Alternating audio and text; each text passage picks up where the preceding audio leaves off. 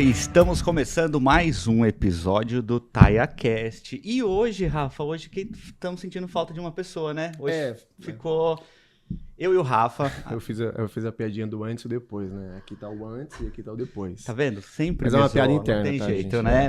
Não tem jeito.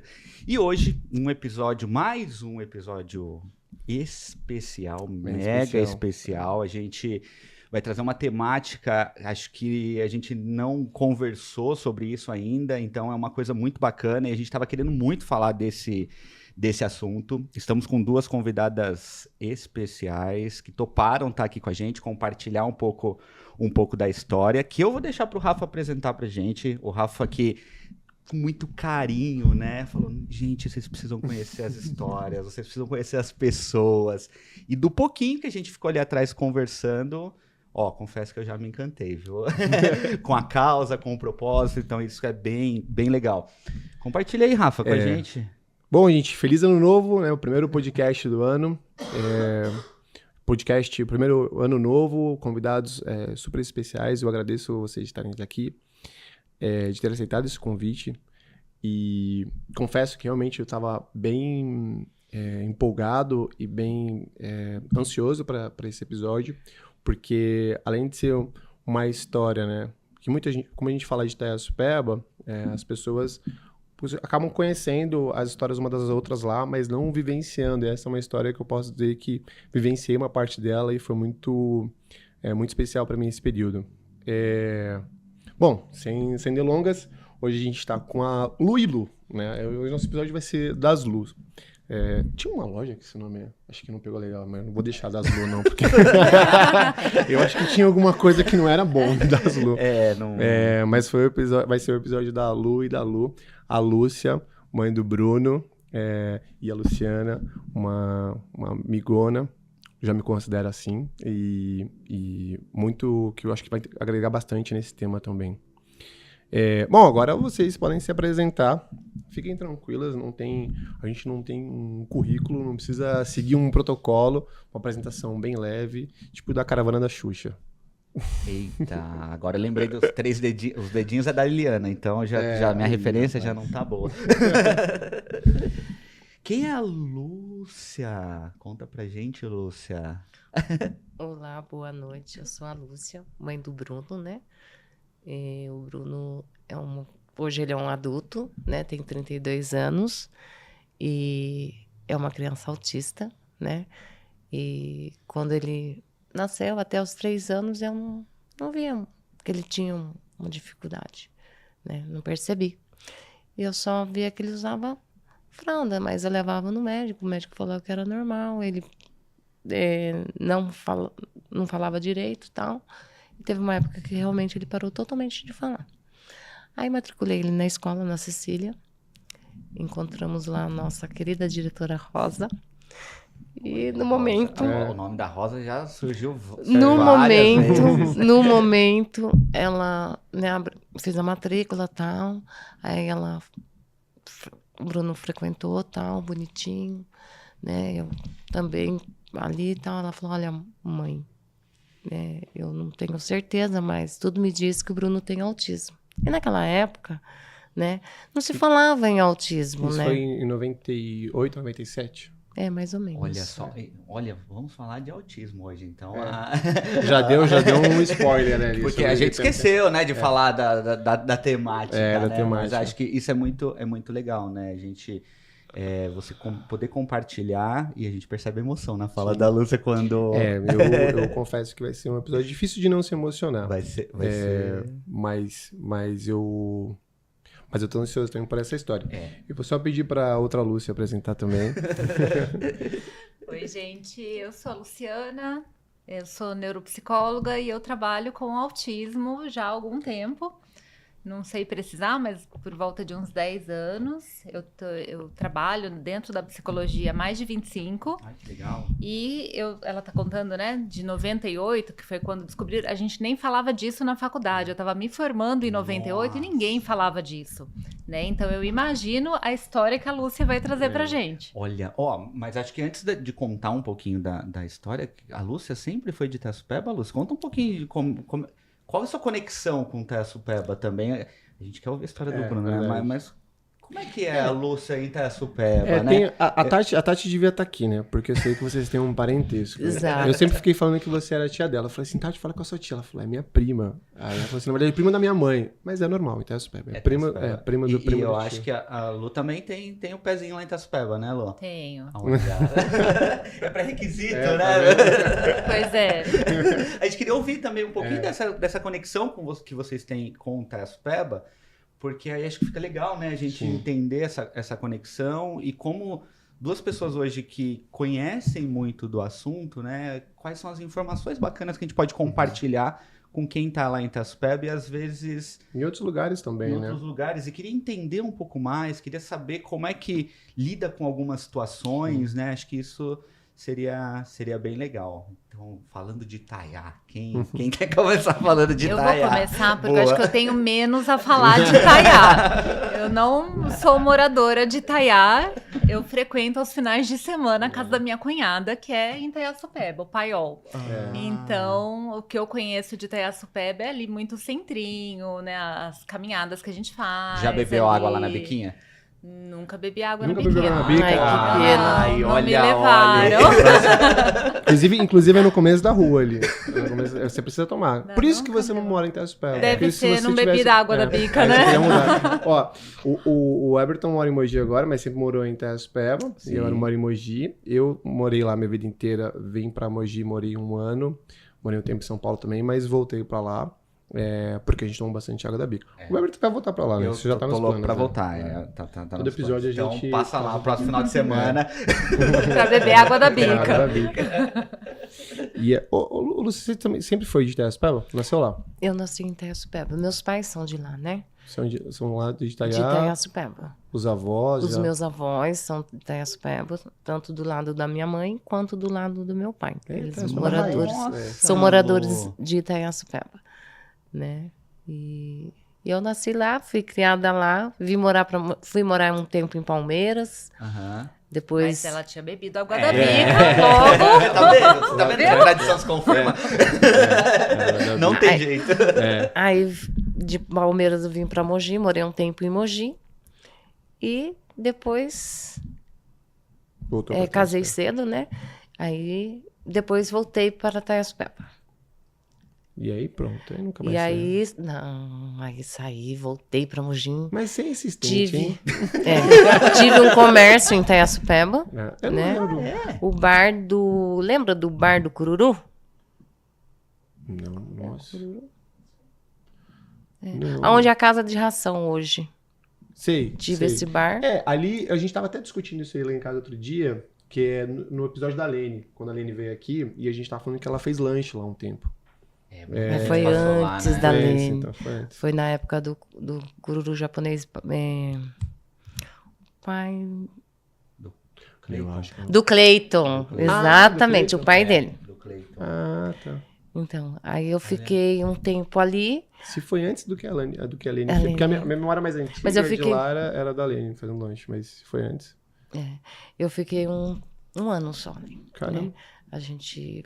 Aí foi na época que eu fiquei grávida para ter o Bruno. Daí eu tive um problema familiar, né? No comércio ali. Aí eu fiquei grávida do Bruno. Ganhei o Bruno e tal. Aí, vida que segue. O Bruno trabalhava, né? Aham. No shopping, na época, em lanchonete. Na lanchonete do José Edson Cardoso de Moraes, lá no shopping. Acho que você deve conhecer. E aí eu parei a minha vida por causa, né? Parei Então, o meu trabalho. Bruno não deixou você sair mais de Itaçupeba. Não, daí voltei aí voltei a morar com meus pais lá, com meu marido e tal, e fiquei lá Que legal. Aí e tô lá até é hoje. hoje, 30 e alguns anos. É. Sem Aí sair o de Bruno- Itaçupeba. Sem sair de Itaiaçupeba. Eu vi que você chegou numa parte, você vai falar um pouco do... se quiser voltar na história do Bruno todo, né, já que você já pegou Sim. quando você voltou, e aí na gravidez, tudo. A gravidez, tudo foi tranquila, porque é engraçado que nessa época, né, até você estava falando, eu vou falar tia, porque ela é minha tia, a Rosa é minha tia, e aí ela já usou esse termo autismo com você, porque realmente não era algo que a gente Eu vou falar sobre autismo agora. Alguma coisa, né?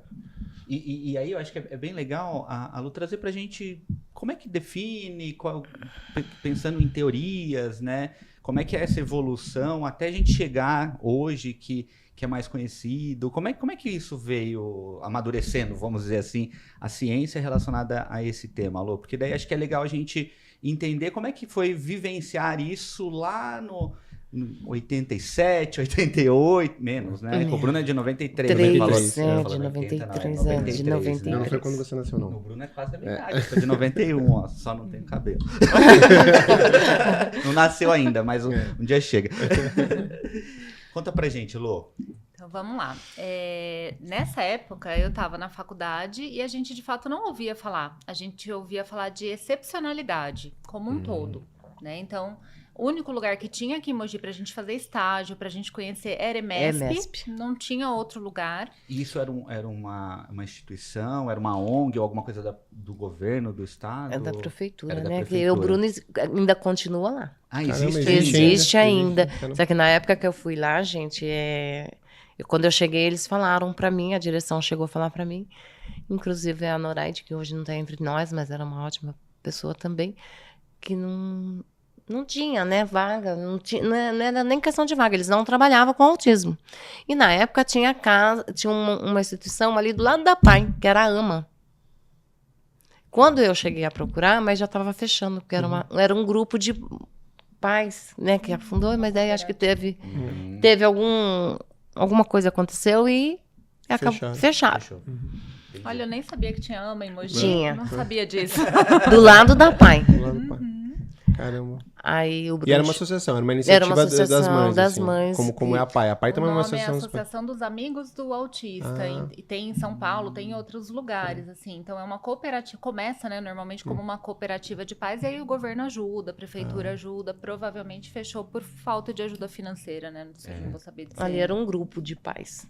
Não Entendi. tinha Nenhuma ajuda. nenhuma ajuda. Então, fica até mais onde difícil. até onde eu sei, né? Ô Lu, e Luz. A 1 a 2.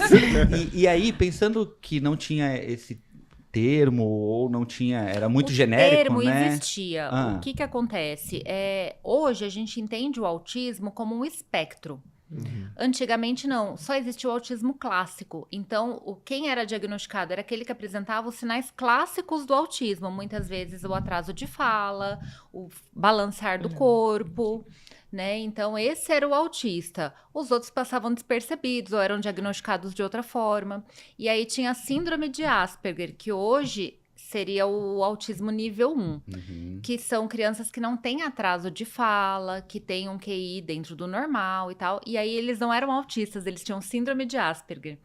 E aí foi só mais recentemente, no DSM-4, que eu não vou lembrar de quando, qual foi o ano. Que é DSM-4? O DSM, ele é como se fosse um manual de transtornos mentais. Então, ele classifica pra gente todos os transtornos mentais. Depressão, ansiedade, problemas de aprendizagem, de neurodesenvolvimento. Então, tá tudo ali dentro.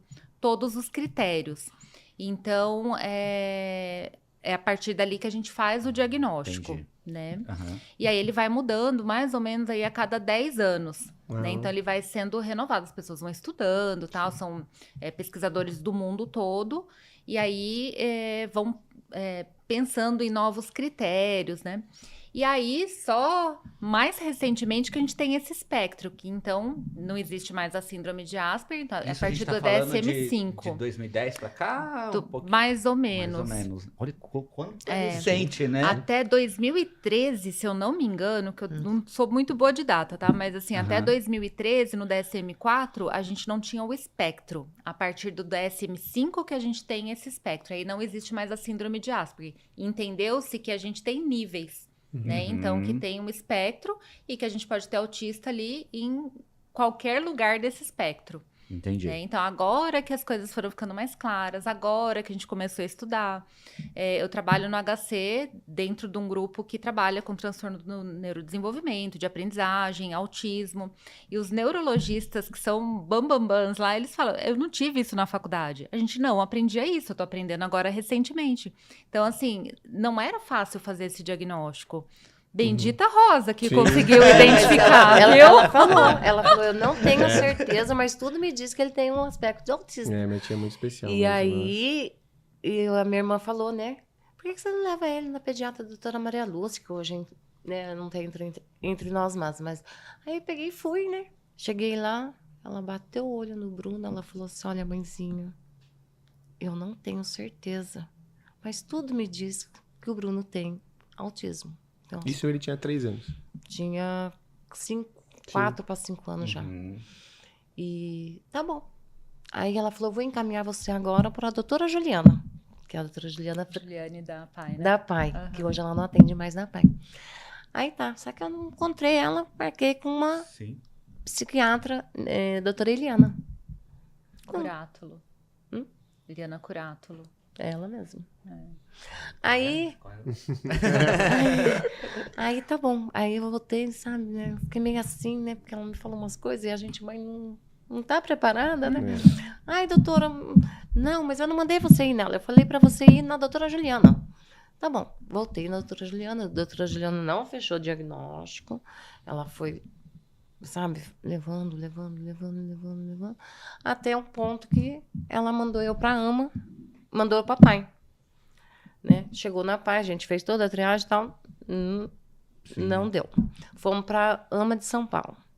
Aí quem me deu o diagnóstico de autismo foi a doutora Thais. Lá em São Paulo. Então, Sai. então olha só, né? A gente não tinha isso nem aqui, né? Nem em Mogi. né? Quanto mais em Itaiaçupeba, assim. E o Bruno fez todo um E- processo. Desculpa. Sabe o que me chama a atenção? Ela fala, isso ele já tinha 5, 6 anos. Não existia diagnóstico precoce. Sim. O diagnóstico era feito depois dos 6 anos de idade, por volta de 6, 10 anos de idade que era feito o diagnóstico. E aí, olha o tempo de desenvolvimento desse cérebro que a gente perdia para fazer intervenção. Né? Hoje, a gente consegue fazer diagnóstico com 1 ano e meio. Né? Consegue já começar a pensar nisso. Não tinha essa informação. E os transtornos que você tem em torno disso, né? Em torno da sua vida, em torno da... Porque não adianta a gente ignorar. Hoje é um assunto muito mais amplamente tratado, um assunto mais aberto, mas isso na década de 90, 96, até 2000, até recente, né? Acho que até 10 anos atrás, ou menos, até 5 anos atrás, as pessoas olhavam e assim, nossa, que absurdo, né? Nossa, que estranho, nossa, e as pessoas se incomodavam. Hoje eu acredito que ainda tem muito preconceito com isso, as pessoas ainda se incomodam muito com isso, mas imagina isso há 20 anos atrás, né? Mais, quase 30 anos atrás. Então, aí eu ia para São Paulo e fazia exame daqui, fazia exame dali, tal, e não consta, tem exames, né? Não consta. E aí ele foi para, né, a Rosa volta, o momento da Rosa, não, que ela me manda para a IMESP. Aí lá na IMESP nós tínhamos o doutor Sérgio, Não conheço. neurologista. Só que ele não falou que meu filho era autista. Ele falou que o Bruno tinha hiperatividade. Hiperatividade. Exatamente. Aham. Ele tinha isso, né? E Era imperativo. era imperativo. É. E ali ninguém dava um diagnóstico, Não ninguém tinha nada, outra- ia porque para você- São Paulo e o Bruno ali tinha aquela dificuldade de para Itaspeba, São Paulo, Paulo. batendo em médicos até... até Porque é muito difícil, né? Se você não tem um diagnóstico, como é que você vai ter um tratamento? Como é que você vai saber né? trabalhar, né? E como é que seu coração vai ficar mais calmo também? Porque você fala, meu, o que meu filho tem? O que meu filho tem? E você fica nessa busca, imagino que você deve ter ficado nessa busca... muitos anos. E nessa época eu saí de Itaspeba, vim até Mogi, né? De ônibus. E quem me ajudou muito também foi o Mauro Cardoso, vereador. Ele me ajudou muito, que ele mandava o carro da Câmara Municipal na casa da minha sogra para me pegar e levar até São Paulo, para Sim. estar fazendo A logística toda. as logísticas todas. E foi passando, e ele fez vários exames, várias coisas. Passava, fazia fono, fazia psicólogo, tudo, mas assim, era tudo picadinho. Sim. Porque as minhas condições financeiras não tinha como pagar. Então, era na faculdade, né? Na UMC mesmo, ele fez fono na UMC. Psicólogo, ele passava com a doutora Marinês na Que é EMESP. da EMESP, Exatamente. EMESP é uma clínica ou era uma escola? É como se fosse uma PAI, né? É Ah. parecido assim com uma PAI, mas é O como quê? A EMESP. A EMESP, ela tem a parte clínica e tem a parte da sala pedagogia. Ah, Então Entendi. acho que Trabalho. funciona mais ou menos como uma PAI mesmo. Isso. né? Entendi. Ô, Lu, e aí, acho que conforme a história que a Lúcia contou, como é que, a partir do momento em que conseguiu o diagnóstico, né? Quais são as etapas, assim, que os profissionais indicam para ajudar nesse processo? Como você falou, esse diagnóstico ele é distinto, né? São vários...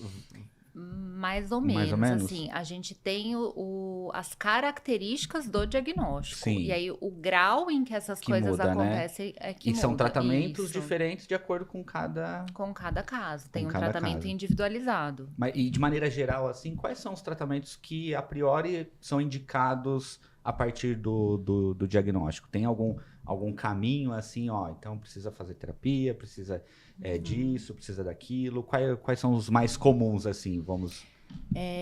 A gente tem que pensar primeiro, eu vou dar um passinho para trás, tá? Perfeito. Ó, e eu confesso minha total ignorância no assunto, viu, gente? Eu tô extremamente desconfortável no sentido de eu não conheço nada do assunto. Ótimo, Então, vai ficar qualquer besteira conhecendo que eu hoje, falar... então. Foi uma coisa que a Lúcia trouxe também, que você ia no médico há um tempo atrás, o médico dizia, espera, tá usando fralda? Não tem problema, uma hora ele vai deixar de sempre usar. assim, né? Ah, não tá falando? Mas não é o tempo dele, espera, uma hora a chavinha vira. Então, o mais importante, eu acho que é a gente falar que hoje não existe esperar atraso de desenvolvimento. Desconfiou, tem qualquer besteirinha, começa o tratamento. Então, Independente de ter um nome, de ter um diagnóstico ou não, começa o tratamento. Não sei se é da época de vocês, mas adianta pegar a galinha e pra bicar. pra voltar a falar, né? Eu Pra fiz falar, isso com né? meu filho. Você fez? Fiz. Né? Porque A parece que primeira não. água de janeiro. É mesmo? Parece que não, mas isso, principalmente ali em Tespeba, né? Nessas regiões mais afastadas, né? E Tem as crenças, quem né? de nós as nunca crenças. ouviu as crenças de voz, a simpatia? Toma água da bica. E, né? E esses negócios que reforçam, e às vezes até parece que o pai e a mãe que tá preocupado, parece que a gente tá preocupado à toa. Não, Sim. relaxa. Não, uma hora, né? Então, não, gente. Ou sim, né? Toma água da bica, deixa o Também, passarinho né? bicar, Também, mas né? faz também o outro tipo de tratamento, né? Não deixa de fazer o resto. Sim. Né? Então, o que a gente indica hoje? O quanto antes iniciar essa intervenção precoce, porque a gente tem que pensar que o cérebro da criança está em desenvolvimento. Até os 3 anos de idade, a gente tem 85% desse cérebro pronto. Então, é muito rápido o crescimento. Né? Então, a gente precisa aproveitar esse tempo. E aí, o que é indicado pensando num caso clássico e tal? É muita terapia.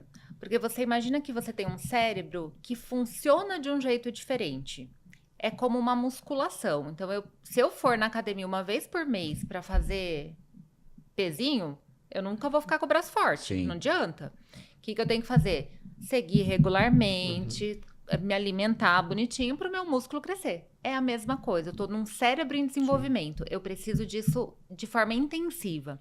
Então, o recomendado hoje é pelo menos iniciar com 15 a 20 horas de terapia ABA, né, que é essa terapia que vai dar esse estímulo, que vai ensinar várias habilidades. Isso semana?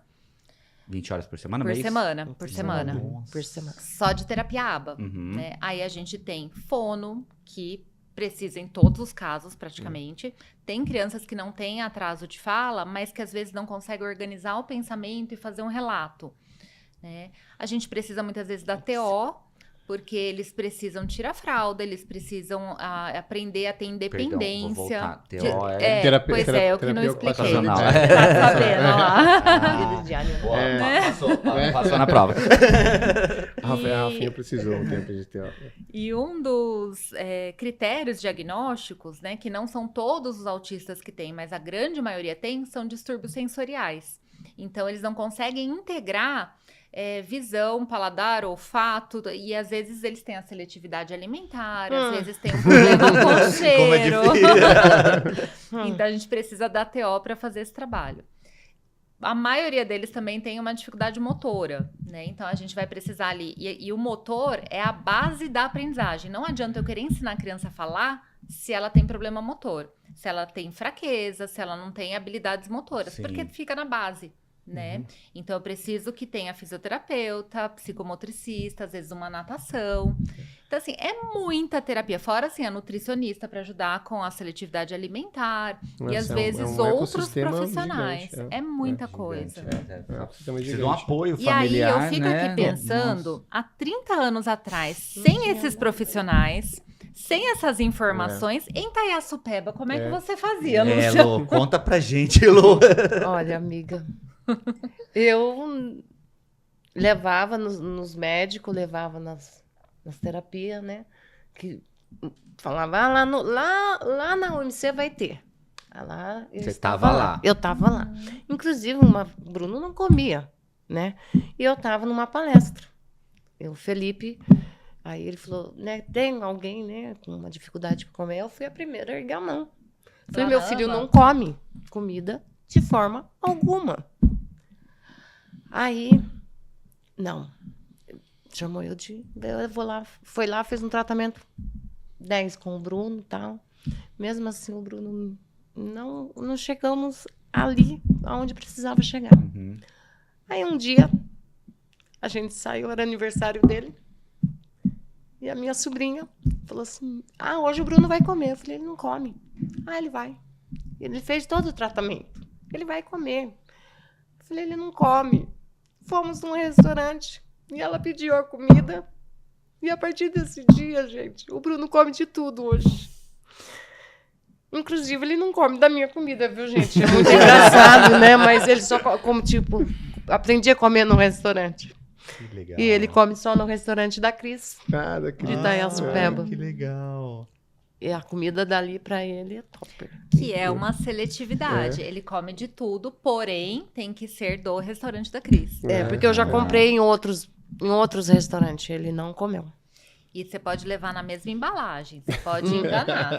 Você tentar, né? pega a embalagem da Cris, bota ali, não funciona. Não funciona, exatamente. Tem a ver com cheiro, com textura, com tudo. E assim, eles têm, a gente não vai saber aqui, né, identificar, assim, mas eles têm toda essa sensibilidade, toda essa parte sensorial completamente diferente. Eu não sei qual é o tamanho da sensibilidade que eles têm para identificar que o tempero é diferente. Né? Que legal. E a Lúcia comentou da sobrinha. A sobrinha tá aqui, viu, gente? Ela tá aqui, a Débora tá aqui junto com o Bruno assistindo a gente. Obrigado por compartilhar, viu? Que história linda. Que relato. Só tá começando. E isso não é só no dia do restaurante. Débora acompanha o Bruno desde o primeiro dia de aula. Ela é uma criança, né? Que ele tem 32, ela tem 36. 38. A mesma idade da minha irmã, eu já falei assim. E ela chegava, ele estudava de tarde e ela de manhã. Ela chegava, ela jogava a mochilinha lá, comia, correndo e ia com ele. Ia com ele, ficava dentro da salinha de aula com ele. Olha, que anjo que Deus mandou, hein? Deus enviou. Deus sabe. É engraçado que era tudo muito instintivo, né? Hoje a gente treina pares para acompanhar as crianças e tal. Elas fizeram tudo de forma instintiva. Eu vi que você estava fazendo uma pergunta, né? Você fez esse questionamento. Como é que ela fez isso há 30 anos atrás em Itaiaçupeba, assim, todo esse suporte? Mas tem uma coisa que é inerente a qualquer ser humano, que é o instinto materno, né? O instinto materno, ele é... Eu não estou no meu lugar de fala, né? Mas eu tenho meus filhos e a Simone, e é impressionante esse instinto que a mãe tem sobre os filhos. É absurdo, assim. É impressionante mesmo. É absurdo. E quando a gente fala, assim, às vezes as mães vão lá me procurar para fazer o diagnóstico com a criança muito pequenininha, assim, 1 ano e meio, 2 anos. E a mãe chega e fala, olha, eu levei no pediatra, eu acho que tem alguma coisa diferente. O pediatra pediu para esperar. Eu não vou esperar, então eu vim atrás de você. Então a mãe sabe. Sabe, né? A mãe sabe. Sobrenatural, né? É uma coisa que... o que a pediatra falava pro Bruno, né? É o tempo dele. Ele não fala ainda, mas ele vai falar. Ele tá usando, mas vai falar. E assim foi, né? E como é que foi o ensino? Você estava falando essa parte que foi o ensino lá no prezinho, né? Que a gente chama de prezinho, que é o ensino fundamental. É fundamental? Educação infantil. Educação infantil. Educação infantil. Como que foi essa trajetória dele da educação infantil? Ele foi para outras escolas depois? Como que foi essa interação dele ao longo desses anos? E se o fato de estar em Itaçupeba de alguma maneira contribuiu ou você achou que poderia ter sido diferente? Por exemplo, dentro dessa relação, período escolar, né? Estar em Itaçupeba prejudicou alguma coisa? Ou você acha que talvez foi melhor morar lá e frequentar a escola por ser um ambiente menor, alguma coisa nesse sentido? Ali no momento, na sala de aula, né, indo para a escola, eu achei legal porque, assim, é como a gente fala, né? Todo mundo conhece todo mundo e o apoio ali foi bem grande na escola. Uhum. E também quando foi dado o diagnóstico e tal, para ir e tal, aí ele frequentava para cá. Não sei se é isso. Ele não frequentava mais lá o Lá ele barzinho. estudou até o quarto ano. Ele foi até o quarto ano. Ele ficou até o quarto ano na rede municipal. Na rede né? municipal. Aí veio aquela conversa aqui. Se ele saísse da municipal, ele ia perder a EMESP. Falei, não, então ele vai pro CAIC. Lá vem eu para ir pro CAIC. Tinha isso. Só que daí eu não consegui no CAIC. Tá, matriculei. Antes dele ir, ele chegou a ir na sala de apoio lá do Aprígio. Não sei se vocês conhecem. Não. Eu fui uma semana só. Falei, não, aqui não é pro meu filho. Não dá. Mas, enfim. Aí, voltando lá. Ele ficou até o quarto ano lá. Fazia lá e EMESP. Tinha um apoio, né? Uhum. Aí, acabou, vai pra escola. Aí, ele foi pra Benedito. Chegou a estudar no Benedito. Chegou a estudar no Benedito. Sabe que daí chegou na Benedito, a conversa é outra. Mas eu falei, ele vai ficar nas duas. Deus é pai, Deus é misericordioso, ele vai. E conseguiu ficar. Não sei o que aconteceu também, não sei te explicar, mas ele ficou lá por um tempo. E aí tive uns problemas, né, com outras coisas. E aí a diretora me chamou e falou, olha, mãe, eu não aconselho, né, o Bruno ficar aqui, porque não tem um suporte, ele precisa de um suporte, e nós não temos como fazer. Então, o legal, o ideal é ir para... Não sei se você lembra mais ou menos o período que era? Primeiro ano. Não, quarto... O primeiro ano ele foi para... No Benedito, ele estava lá na quinta, sexta série? Não, sétima. lá ele ficou primeiro, segundo, terceiro, quarto, lá no Cecília. Depois o quinto ano vai para o Benedito. O Benedito, que aí foi esse período. Porque aí eu ia até emendar com uma pergunta, como é que o Estado ou a educação estadual ou municipal, como é que acolhe ou não acolhe? Porque naquela época a gente já sabe que não tinha nada, né? Foi aí onde eu fechei o tempo. Imaginei. Falei, não vai mais, porque ele foi Sim. Era o último lá na carteira. Eu cheguei a frequentar a escola, né? Não deu. Falei, não vai mais, vai ficar aqui. E a diretora falou pra você que não era o melhor lugar, mas também não te deu um direcionamento, assim? Não. Ou ela também não sabia, né? Eu acho que não tinha muito. Né? Ela, então... Falou, olha, eu nem vou. Ela chegou até, sabe, fazer uma coisa que eu acho que não poderia ter feito, mas ela fez. Enfim. E o Bruno, desde pequeno, sempre soube ler. Lê muito bem. Né? Mas a coordenação motora mesmo, ele não tem. Mas, enfim, a Benedito não trouxe... não deixou de acolher, mas também não tinha suporte dentro de uma sala de aula com 42 alunos, às vezes, e não tinha, o próprio professor, né, não tinha muito... Não tinha muito o que fazer. E você não conseguiu nenhuma outra na rede estadual, né? Pensando em escola do estado, não deu, né? Eu acho que hoje em dia ainda é difícil ter esse suporte. Hoje em dia é muito difícil, na rede muito estadual, difícil. Municipal. Imagina isso. Você viu, agora, né, temos os nossos professores de apoio, e tá aí querendo desviar, né? Como é que tá isso hoje, Lu? Como é que... Então, a coisa tá mudando essa semana, mas assim, o que que tem... tá mudando essa semana. O que tem acontecido, né? Eu não vou falar muito dessa semana, porque acho que é um processo ainda que a gente precisa entender melhor. Mas assim, com a inclusão, porque antes, um aluno com maior dificuldade, ele é para pai. né? Então, eles mandavam para pai muitas vezes, porque a escola, de fato, não tinha o que fazer, não sabia o que fazer, Sim. né? E hoje em dia, não. Hoje em dia, a gente tem muito mais preparo, porque tem mais informação, então Tem os um professores estão protocolo muito pra mais isso. preparados e Aham. tal. Dá licença. Só que, lógico, Então, quando você falou da PAI, o Bruno foi papai. Uhum. Fez toda a triagem. Quando chegou lá, falou que não tinha, eles não trabalhavam com autista. E foi aonde eles encaminharam o Bruno para AMA em São Paulo. Mas, então, Aí quando mas chegou isso na não- AMA, Mas isso no começo, no comecinho. mas depois dessa fase do Benedito, tipo, é o que eu não tava falando da pai educação mais adolescente, ou não? eu Desde- acho que não. Eu acho que naquela época, realmente, a pai não trabalhava com autistas. Hoje, né? hoje já trabalha assim, Hoje a partir eles do têm um diagnóstico. grupo, mas eu acho que também não é para todas as idades, Caramba. tá? A gente tem ali um grupo de intervenção precoce, se eu não me engano, deu tal idade, Não tem mais. o não que- tem mais. Entendi. Eu acho que é mais ou menos assim. Porém, a gente tem um conhecimento maior dentro das escolas e tal.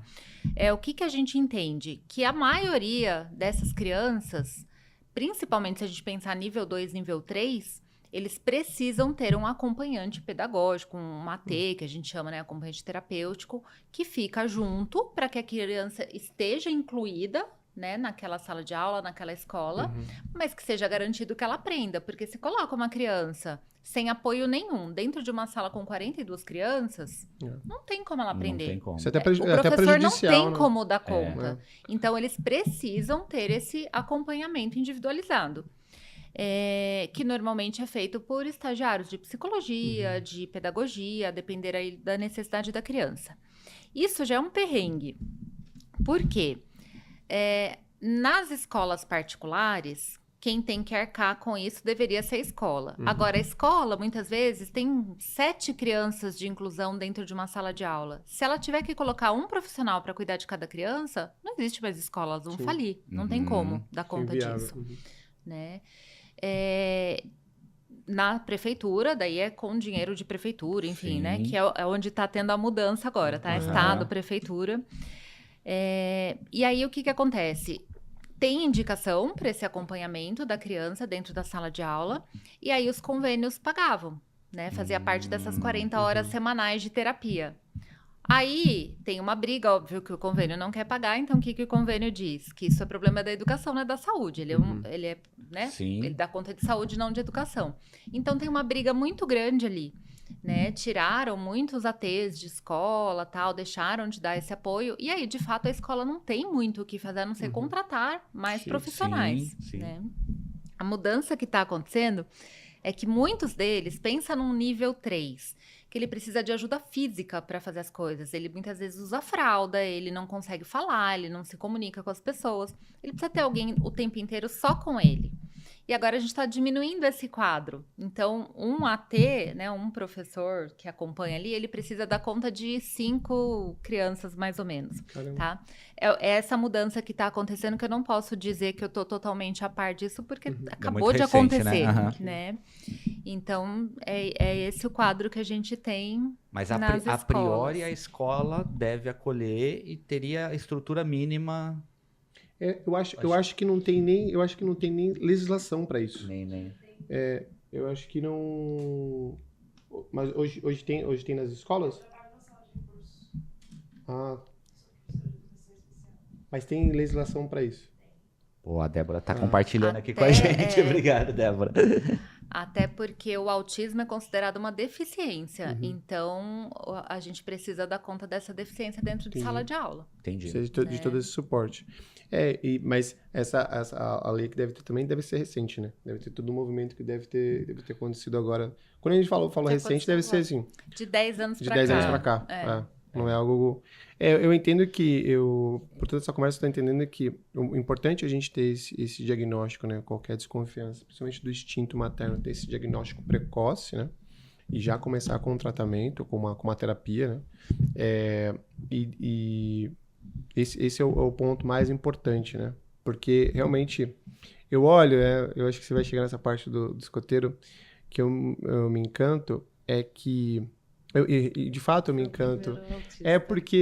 Porque eu olho para o Bruno e para outras crianças também, eles veem o mundo de uma outra forma e é muito curioso, sabe? Eu tenho uma curiosidade absurda para saber assim, como será que eles estão enxergando o mundo? Eu penso a mesma coisa. Às vezes eu fico olhando. Às vezes eu olho para as criancinhas lá naquele e falo, gente, eu queria tanto estar dentro daquela cabecinha, entender, né? Como que ele olha? Porque às vezes a gente é muito ensinado e a gente é muito condicionado com o nosso externo, né? Então, nossos pais, a escola. E eles não, eles têm um mundo que é deles. E assim... Não se influencia, né? Não Por se esse... influencia, sabe?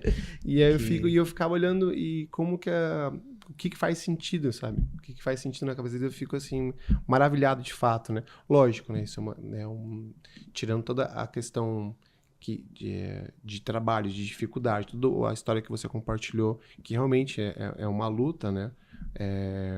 Mas isso me encanta demais, essa percepção do mundo que é totalmente diferente. Tenho 2 sobrinhos que eles também são autistas e eu converso com eles assim, eles falam, mas também assim, não tem uma... Eu não sei nem como que é essa classificação ou não, mas eles interagem, mas também falou um pouquinho e daqui a pouco já vai fazer outra coisa. Já é disperso. Mas às vezes outro dia, ele chegou, eu não lembro se... Porque eles são gêmeos, né? Não lembro se é um ou outro, mas chegou e falou pra mim uma propaganda do Dolly. Eu vi que eles estavam cantando uma música assim, Dolly, Feliz Páscoa. Aí eu fiquei assim, ó. E aí eu comecei a cantar a musiquinha. E a gente ficou ali 40 minutos cantando. E eu cantava a musiquinha e ele morria de dar risada. Eu cantava a musiquinha e ele morria de dar risada. E eu fiquei assim, cara, o que ele tá achando graça, né? Se ele tá achando graça da música, tá achando graça porque, sei lá, ele lembrou que tinha um coelho na música, o que é que tava achando graça? E aqui eu fiquei ali encantado com aquele momento, assim, com aqueles 40 minutos que a gente ficou lá brincando e de fato, né? Não faz sentido pra gente, né? Pra eles é uma outra percepção de mundo. É muito... pra mim isso é muito encantador. E aí, se você quiser, Lúcia, fica à vontade, né, das outras... É que eu já dei um spoiler aqui, que o Brunão participou do Escoteiro. Foi muito bom. Porque acho que aí seria legal falar dessa questão social. Como é que você envolve ele nas ações sociais? E foi ali que o Bruno conseguiu desenvolver... interagir com outras crianças, interagir com as pessoas, sabe? Porque o Bruno era uma criança que não saía de casa, não ia para uma festa. Não é questão que ele não ia. 5 minutos e voltava para casa. Quando eu iniciei no Escoteiro, eu até cheguei e falei, olha, gente, eu vou vir, mas eu não vou ficar o período todo. Foi ou não foi, Rafa? Foi. Eu ficava 1 hora, às vezes 2 horas de tempo, que era 4 horas de tempo. 4 horas, 1 hora, meia hora. E assim foi levando. Então, a gente nunca pode desistir. Sempre ir à busca de algo. E eu agradeço as pessoas que acreditaram no Bruno. Que hoje o Bruno é o que ele é, graças às pessoas que acreditaram no Bruno. Chefe Rafael, Rosa, Johnny, sabe? E outras pessoas, né? O Bruno faz natação na Oasis, né? Foi pessoas que também abraçaram o Bruno lá. Que legal, Toral, né? Toral, exatamente. Toral é demais. Toral é uma pessoa muito maravilhosa. E abraçaram o Bruno, e o Bruno está lá até hoje, frequenta lá até hoje. Temos, né, o professor Fernando, que é de Itaiaspeba, né? E o Bruno frequenta lá, e ele também frequenta essa nova clínica que abriu, né? Tem uma clínica nova, né? Isso, muito boa, viu, gente? É municipal, né? Municipal, muito boa. Muito bom. E eu fiz a inscrição pelo WhatsApp, mas não responderam, né? E como você acha que ela ia ficar esperando? Não ia ficar esperando. Eu perdi o meu emprego. Vocês não têm noção. Eu liguei para uma amiga, falei, amiga, eu fiz já via WhatsApp. Ela falou, eu também fiz. Eu falei, então chama o Uber, manda passar aqui. Fechei a casa e fui. Cheguei lá, fiz pessoalmente e tal. Aí ela falou, tem que aguardar tantos... Eu falei, não, mas eu quero saber data, né? Quando vai começar? Sim. Quantos dias eu tenho que aguardar? 20 dias. Tá bom, 20 dias. Aí o Bruno iniciou e tal, aí... E no dia que eu voltei pro trabalho, a moça falou assim, então, eu não vou mais precisar do seu... Não vou precisar mais do seu trabalho. Eu falei, tá bom, muito obrigada. Tchau. Porque a prioridade no momento, e sempre foi, Sim. é o meu filho. Eu parei a minha vida pelo meu filho. Acho que você descobriu uma nova vida, né? Eu parei a minha vida, assim, hoje eu trabalho, sim, trabalho como diarista, trabalho como cuidadora, mas não tem um negócio fixo. Por quê? O meu filho precisou, amiga, hoje eu não consigo ir. Pode ser na próxima? Se puder, bem, se não puder, paciência, mas a prioridade toda é do meu filho. Eu me dedico a minha vida para o meu branquinho. Ah, que legal. E é importante o que ela falou, porque assim, diagnóstico não é destino. A gente não tem a menor ideia do potencial dessas crianças. A gente precisa investir. Opa!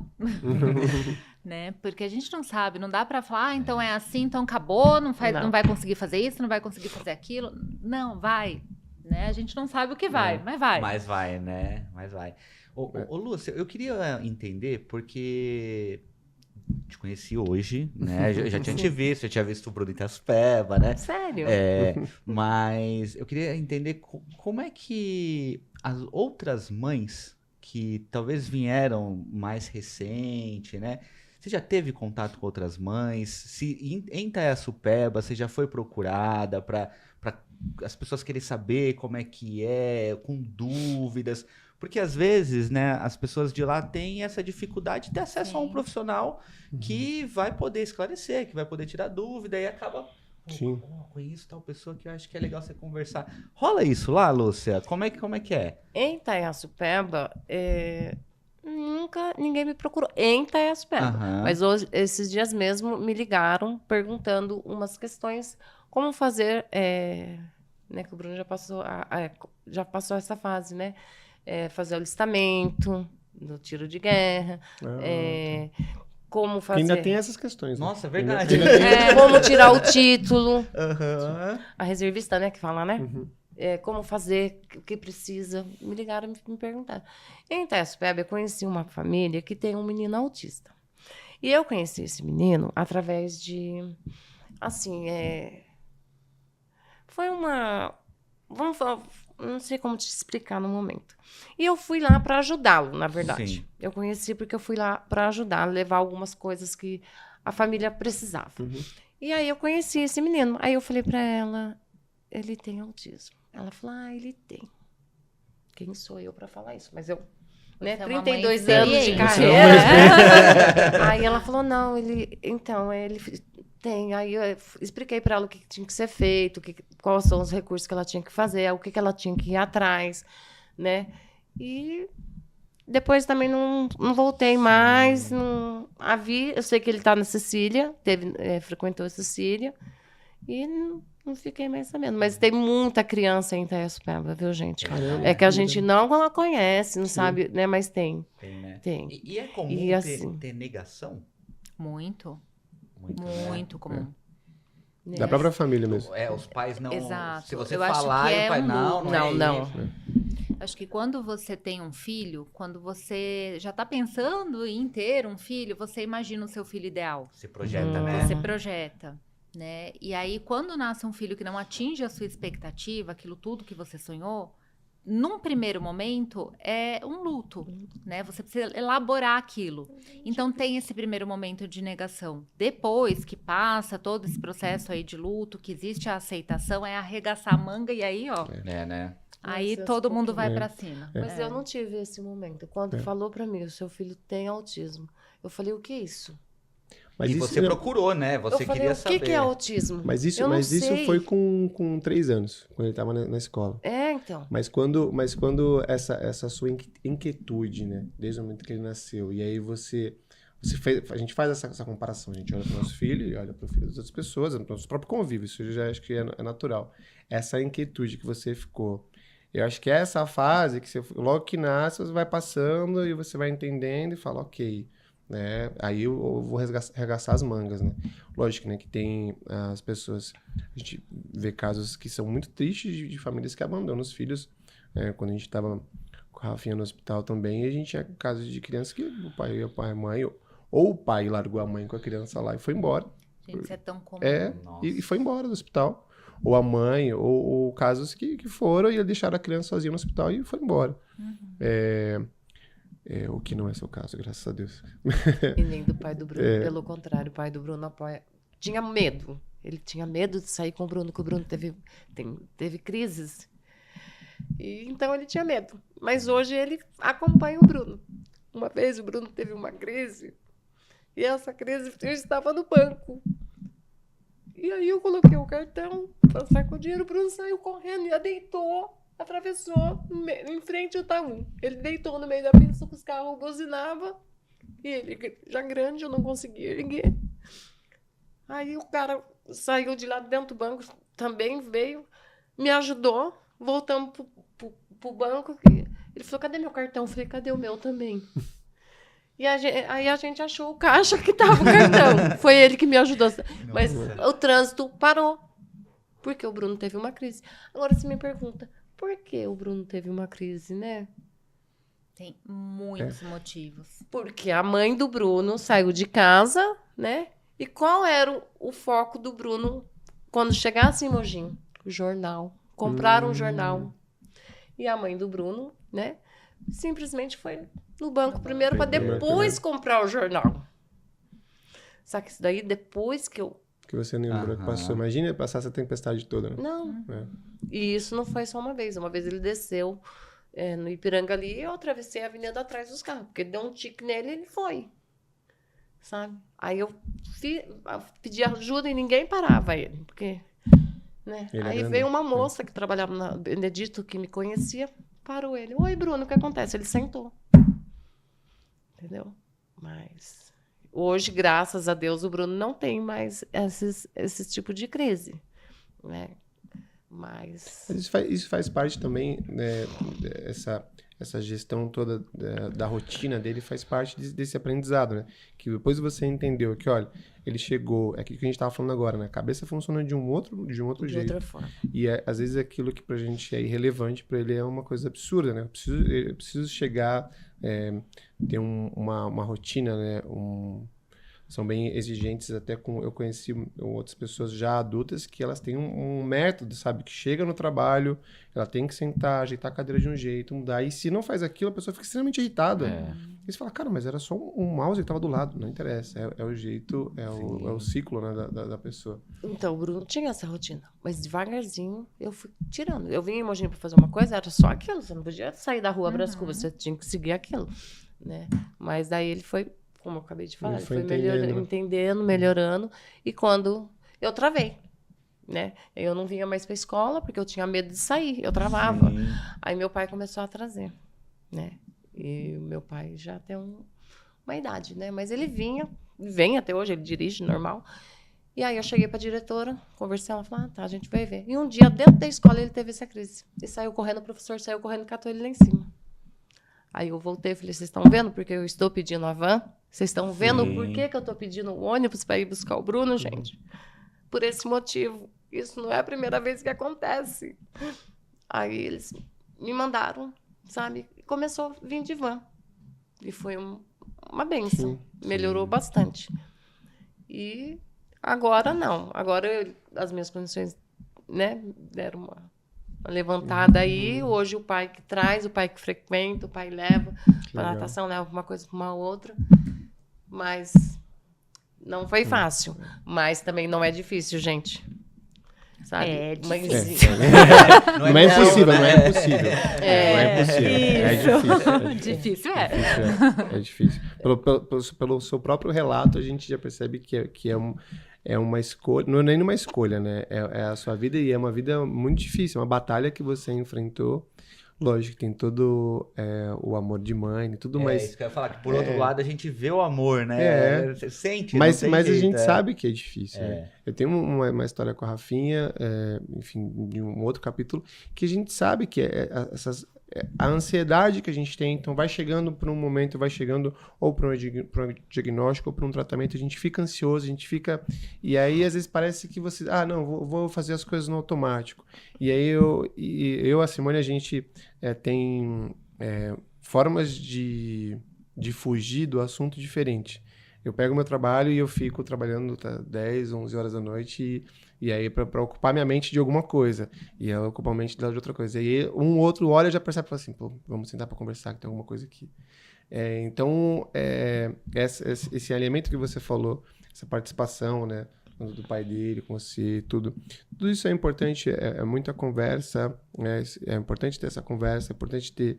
Mas é difícil, sim, é difícil. E posso complementar? Todo mundo fala muito do autista. Ah, é o autista, o autista, o autista. Gente, e a mãe do autista? E o pai do autista? É muito difícil. A gente precisa dar uma rede de apoio para eles. Hoje, a gente tem até uma variedade maior de tratamento para o autista, mas poucos lugares pensam em acolher essa família e dar esse suporte, porque precisa, né? É que a Lúcia encontrou ali um suporte, muito provavelmente, né? Mas tem mães que o pai vai embora, porque o pai não sabe lidar com aquilo, e ela fica ali sozinha, e aí ela precisa dar conta de sustentar, de trabalhar, só que tem que levar nas terapias, tem que estimular, né? 20 horas por dia que você falou que é o mínimo. Então, exato. E assim, não é um trabalho que você trabalha ali as 40 horas por semana e vai embora. É 24 horas por dia, 7 dias por semana. Tem criança grande que usa fralda, tem gente que não come, tem gente que tem crises. Muitas vezes o autismo não vem sozinho, né? É muito raro que os transtornos mentais aconteçam sozinhos. Né? Então, eles têm comorbidade, às vezes, com TDAH, com epilepsia, com ansiedade, com depressão. Então, não é mole, não, gente. Não é, né? É muito difícil. Por isso que eu falo, é possível, mas é muito difícil para a mãe dar conta disso. Lu, eu queria trazer um ponto, porque a gente comentou muito do diagnóstico ainda na infância, né? Mesmo que tardio, mas na infância que é o mais comum. Mas como é que é isso na fase adulta? Né? É claro que talvez não vai ser com os graus mais avançados, mas na fase 1 e tal. Como é que é isso hoje? Qual é o percentual? Tem muita gente que descobre isso na fase adulta, porque a gente vê nas redes sociais, tem a febre do TDAH, né? Todo mundo mandei um negócio. TDAH, TEA e altas habilidades agora. Mas como é que é isso mesmo, levando para a ciência, né? Como é que é isso para o adulto? E aí acho que vale para quem tá assistindo, né? Quem tá ouvindo a gente aí.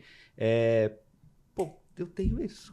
Será que não vale a pena eu investigar, né? Talvez mesmo que na minha fase adulta, eu conheço uma pessoa que teve o diagnóstico já depois dos 30 anos, né? E é transformador quando a pessoa, mesmo quando adulta, ela descobre e fala, agora eu entendi, agora faz sentido porque que as coisas são do jeito que são. Queria que você falasse um pouquinho disso. Então, antes de falar do adulto, eu vou falar das características do autismo que a gente não falou ainda. Olha né? que demais. Como é que a gente identifica isso enquanto eles são pequenininhos? Sim. A gente tem que pensar sempre em duas frentes. A primeira é toda a parte de comunicação social, né? Então, são pessoas que têm uma maior dificuldade em se comunicar, têm atraso de fala, muitas vezes. Ou quando não tem um atraso de fala, eles falam muito corretamente. Tem essa dificuldade de entender o que esse seu rostinho aí tá me dizendo, o que as suas expressões estão querendo dizer. Não conseguem ficar num ambiente cheio de gente. Por não olhar, por falta de contato visual, eles têm dificuldade de imitar, e a nossa aprendizagem também tem uma base de imitação, né? Então, tem toda essa parte de interação social, e aí a gente tem a parte comportamental, né? Que seriam essas dificuldades sensoriais que eu comentei, esse interesse restrito por algumas coisas. Então, a gente tem desde um interesse restrito, por exemplo, por botão, que é um interesse menos funcional. Então, criança que não pode ver botão, que vai atrás de botão. E tem, nesses adultos que a gente tem uma dificuldade maior de identificar cedo, porque eles têm um interesse que parece normal. Então, assim, em astronomia, em, sei lá, ciência, entendeu? Então, parece, nossa, é uma criança só inteligente, né? É difícil a gente desconfiar de um autismo ali. Sensorial, os interesses restritos, as estereotipias, muitas vezes, né, que a gente tenta, pode ser de balançar o corpo, sacudir a mãozinha, como pode ser... A coisa da unha, se meio que, não se mutilar, mas se provocar algumas coisas, né? Tem muito isso, de arrancar cabelo, às vezes arrancar cílios, tem. Né? Então, assim, por isso que eu falei, é um espectro, porque tem um monte de coisa, né? Um é muito diferente do outro.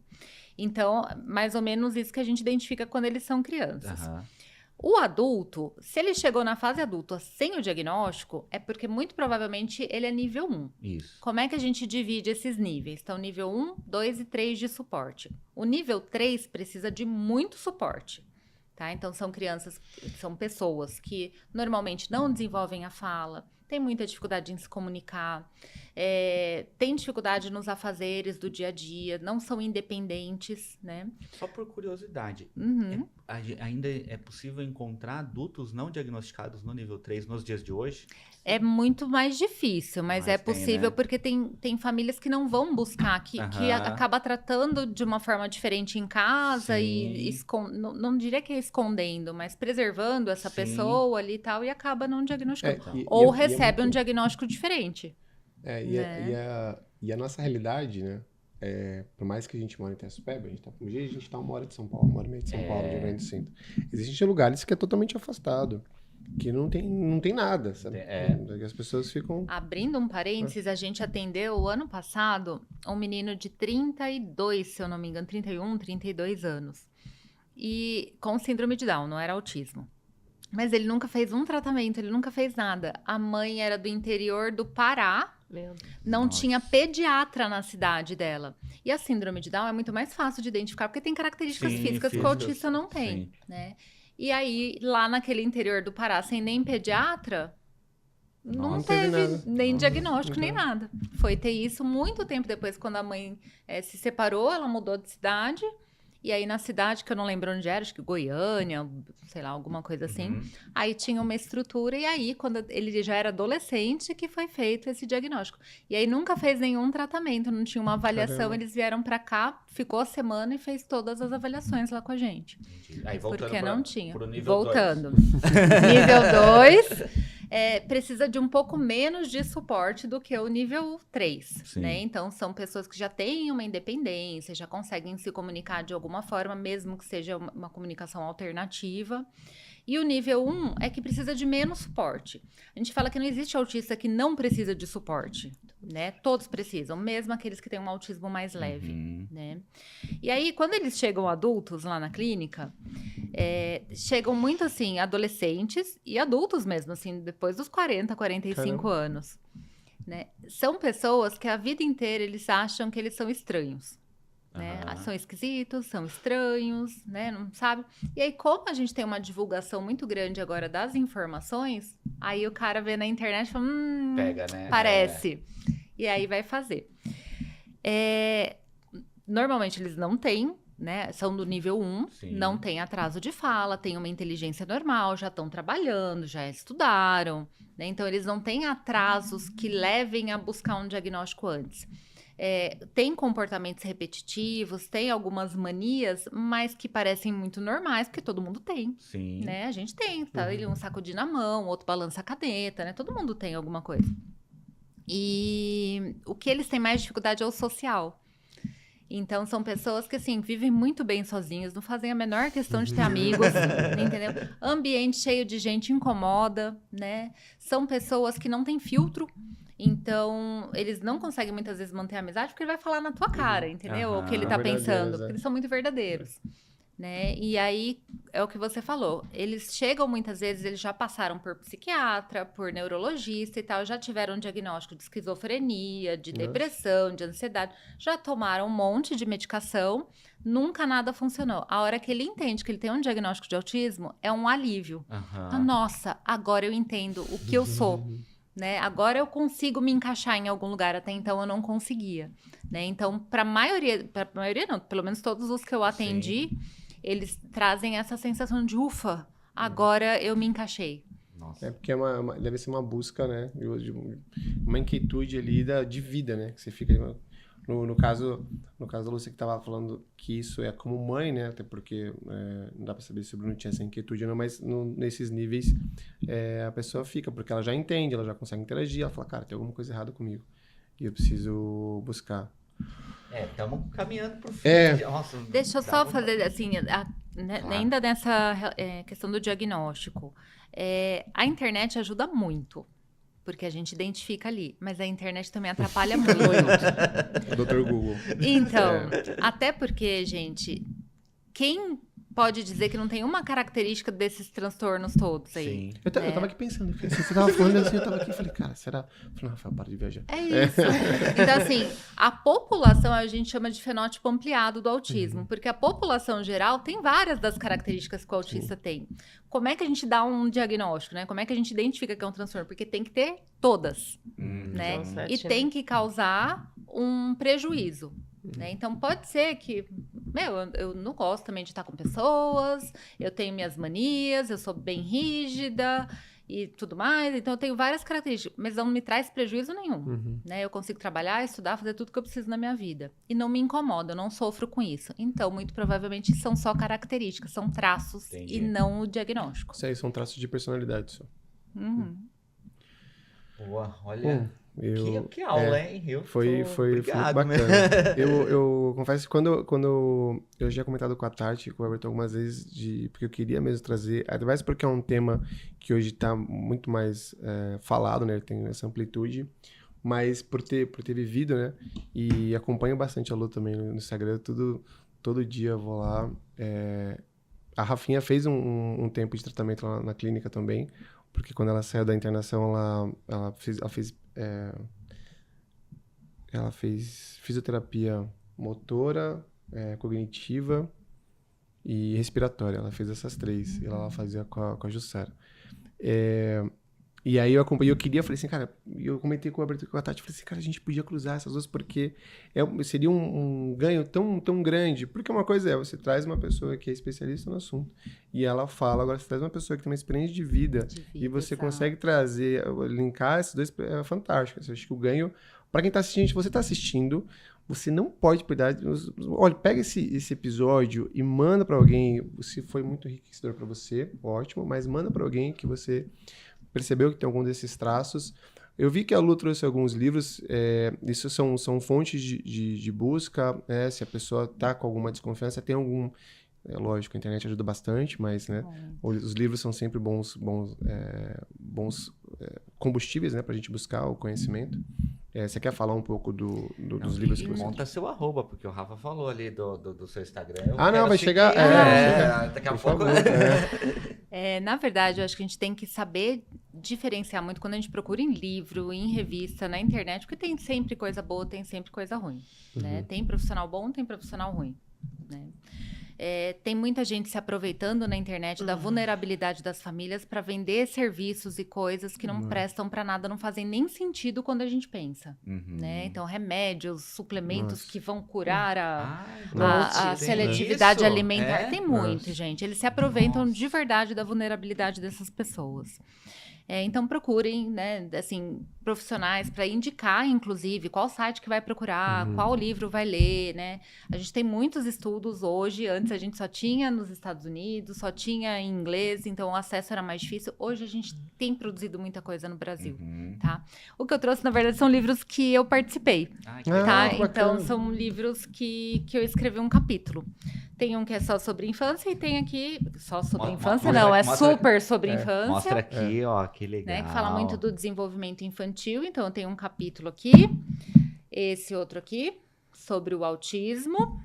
E esse aqui também sobre o autismo. E todos eu tenho participação com um capítulo. Aí eu trouxe para dar de presente. Eu vou deixar a Lúcia escolher um. E aí... boa, perfeito. Eu escolhi um. Escolhe um para você. Olha, que legal. Obrigado, viu? O nosso kit, velho. Aí, o convidado dos presentes pra gente. Eu passo... Você sabe onde é a clínica? Pode ir pra lá? Também não ligo de voltar, não, viu, Rafa? Vai ser por essa desculpa, né? Você pode me ajudar, Débora? Ô, Débora. Vem cá, Débora. Não, vem me ajudar. Aqui. A Débora tá aqui eu também. Tô com dúvida. Vem me ajudar, por favor. Lá veio o nosso fã de livro. Olha. Vem cá, Bruno. Vem aqui, Bruno, escolher o livro. Pega um livro, tá bom? Escolhe um pra mamãe. Ó, o Bruno tá aqui. Acompanhou todo o podcast. Filho, meu quietinho. Aí. Escolhe um livro pra você. Qual você quer? Qual você quer? Qual você vai querer? Esse? Muito bem, então. Esse? Então dá pra mim qual você vai querer. Ele tá analisando. Não é assim. Não é assim. A escolha não é impulsiva. Muito legal, muito legal. Cuidado, tá? Por favor. A Débora tá aqui com a gente também. Também é de Itaçupeba, né, Débora? É. Também é de Itaçupeba. Pedagoga? Só. Pedagoga. Pós-graduada em deficiência. Pós-graduada Caramba. em deficiência. Eu tô só repetindo só pra sair o Qual áudio, que você quer? viu? Ele tem. Pega um pra você. O Bruno teve Qual? alguma coisa a ver com essa Esse? sua formação? Sim. Eu só queria confirmar, né? Então, pronto. Agora o Bruno já escolheu, tem um para cada um. Muito obrigado. Muito Como que você obrigado, fala, viu? Bruno? Você não te deu um livro, como que fala? De nada. Ah, obrigado. Não, ainda não. Ainda Vai não. lá, cadê? Ainda a mamãe não vai, tá bom? Ó, muito obrigado, Lu. Obrigado mesmo, Lu. Bom, a gente vai- Lúcia, obrigado também por compartilhar. A gente queria também, pra gente fechar, né? O que você daria de recado para quem, às vezes, uma família que tá passando por isso, para quem é de Itaçupeba e, às vezes, quer buscar algum caminho para ter mais informações, né? Um recado que você deixaria de mensagem final, assim. Para as pessoas que passaram, né? As pessoas que estão passando nesse momento por algum episódio desse que você compartilhou, algum capítulo desse da sua vida que você compartilhou, seja no inicial, no meio, o que você gostaria, como você teve, né, você comentou de algumas pessoas que foram importantes na sua vida, o que você gostaria de deixar para as pessoas que vão ouvir você? E o bom da internet é que o conteúdo ele acaba se perpetuando, então pode ser que daqui 10 anos alguém vai estar ouvindo essa sua mensagem, então pode ficar à vontade. Se você quiser, se você estiver muito tímido e quiser falar olhando pra gente, não tem problema, mas aquela ali é a sua câmera. Olha, eu agradeço a oportunidade de estar aqui. Agradeço o Rafael, agradeço O Tom. o Tom, a nossa... A Lu. A nossa Lu, a amiga Xará, Lu. né? E vocês, mães de crianças autistas, independente, não deixe de ir atrás. Vai à busca. Muitas portas se fecham, mas muitos se abrem também. Sabe como aconteceu comigo? Muitos se fecharam, mas eu fui atrás. E agradeço muito, muito as pessoas que compartilharam com o Bruno, como eu disse lá no comecinho, a nossa querida, a nossa diretora Rosa, né, que foi uma pessoa muito especial na minha vida, na vida do meu filho, e outros, né? Só tenho que agradecer essas pessoas. O nosso chefe Rafael, né, que nos acolheu quando o Bruno era criança, lá no escoteiro, foi muito legal, foi muito bom. E eu só tenho que agradecer mesmo. Muito obrigada. Que legal. Valeu, que muito linda obrigado. mensagem. Obrigado pela participação. Bom, gente, Lu, obrigado pela mensagem, Lúcia. Realmente é difícil mesmo a gente se conter, né? É bem... Eu até falei pouco nesse episódio, né? Falamos, Eu vou pedir depois, se você tiver alguns links que a gente possa colocar Legal. nesse episódio, a gente sobe ali no Spotify, no YouTube, e aí se a gente puder colocar na descrição para as pessoas que assistirem, tiver pelo menos um norte, assim. Uhum. E também, por favor, divulgue suas redes sociais, que eu sei que você divulga bastante conteúdo lá. Fala um pouco da clínica também, pode ficar à vontade. Essa é a mesma câmera. Então só dar o arroba, é isso? Não, pode dar o arroba, Dá se quiser mensagem falar final, falar um pouco da clínica, né, do que vocês fazem, pode fazer todo o seu merchan, fica à vontade. Então vamos falar primeiro da clínica, a Clínica Sinapses. Para quem quiser seguir no Instagram, é @Clínica Sinapses. E é uma clínica multidisciplinar, a gente trabalha numa equipe pequena. É o que eu falo, eu não tenho a menor intenção de crescer, porque eu acho que eu preciso dar atenção humanizada para todos os pacientes que estão ali e orientação para todos os profissionais também. Então, a gente tem um trabalho diferenciado e acompanha a gente, então, nas redes sociais. Eu não sei fazer propaganda, tá? Não aprendi isso na faculdade. E o meu arroba é arroba psico.luciana.garcia. E a gente tem publicações o tempo inteiro. O finalzinho do ano passado eu comecei a me arriscar com um canal no YouTube, mas eu sou completamente amadora, eu preciso aprender muito ainda. Estamos no Mas mesmo tá lá, barco. tá? Psico Luciana Lima. Luciana Legal. Garcia. Mas acho que vai ser uma fonte muito rica também para as pessoas buscarem lá informações. Sim, eu queria agradecer também, Lúcia, muito, muito obrigado, viu, Lu, obrigado, Débora, Bruno, obrigado pela presença, de fato a gente vem falando muito de empreendedorismo, contando histórias de Itaçupeba, né, mas essa pegou, essa foi, tô vendo o Rafa emocionado. É o primeiro episódio que a gente não fala sobre empreendedorismo. Na verdade, tem um empreendedorismo disfarçado aqui, né, nessa conversa. Mas tudo bem, vou continuar deixando ele disfarçado. Mas é o primeiro episódio que a gente não fala porque o podcast surgiu com essa ideia da gente compartilhar ideias empreendedoras de Itaçupeba para que possa inspirar outras pessoas. Mas Itaçupeba é tão rico, né? E tão plural que eu acho que é triste a gente se prender só no empreendedorismo, né? Eu acho que a gente pode compartilhar histórias ricas de lá. Uma mãe empreendedoraça, né? Super empreendedora. A gente vê várias características. Então eu colocaria num potinho, já deixava em uma estante lá em Itaçupeba, cuida bem, entendeu? Mas ela tem que tomar água, né, Lúcia? Da bica. Eu acho que a gente pode trazer nos próximos episódios, a gente pergunta, você toma água da bica? Não. Tá aqui. É quase uma água benta, assim. Gente, ó, e mensagem final pra você que ficou até o final, tenho certeza que foi muito rico, que agregou vários conhecimentos. Eu sou suspeito para falar porque eu aprendi muito, né? Tanto com a vivência, com a experiência prática, com a parte teórica, né? Isso é muito legal, vivenciando o que a ciência traz de melhor para isso. E como é possível em Itaçupeba você conseguir, com a sua força de vontade, né? Que a Lúcia mostrou pra gente, de conseguir dar todo esse progresso, né? Que o Bruno tem hoje. Então, parabéns, muito obrigado. Curta o nosso canal. Se você está assistindo esse episódio no YouTube, a gente tem as plataformas no Spotify. Muito propaganda. TaiaCast. No YouTube o canal é @TaiaCast, no Instagram também é @TaiaCast. Muito fácil de seguir. Se você tá vendo no Instagram um Reels, um corte e ainda não segue, já clica aqui, curte esse episódio. E curte, manda pro seu vizinho, pro seu colega da escola, né? Talvez você não se dê tão bem com o seu vizinho, mas manda pra ele, vai ser bom. Pode ser legal. Gente, valeu, gente. Muito obrigado. Muito obrigado pela visita. E é isso aí. Valeu!